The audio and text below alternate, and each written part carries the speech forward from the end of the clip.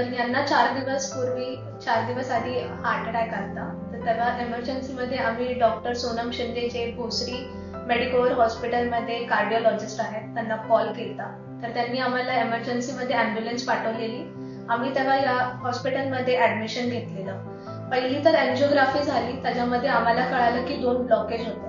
मग त्यानंतर डॉक्टरांनी एन्जिओप्लास्टी पण केली आणि त्यांनी 2 स्टेंट पण टाकले. त्यानंतर त्यांनी फॉलोअप घेतला, परत माझ्या वडिलांची काळजी घेतली, टेस्ट केले. त्याच्यानंतर आता आम्हाला डिस्चार्ज भेटलाय आणि माझे वडील आता खूप छान आहेत. आता त्यांना चालता बोलता पण येतं, ते आता फाईन आहे. आम्हाला डिस्चार्ज भेटलाय आणि आमचा मागचा पण एक्सपिरियन्स होता या हॉस्पिटलबद्दल. स्टाफ मेंबर पण खूप सपोर्टिव्ह आहेत, सिस्टर परत सेक्युरिटी गार्ड सगळे सपोर्टिव्ह आहेत. आम्हाला काही प्रॉब्लेम नाहीये. माझे आजोबा पण इथेच ऍडमिट होते.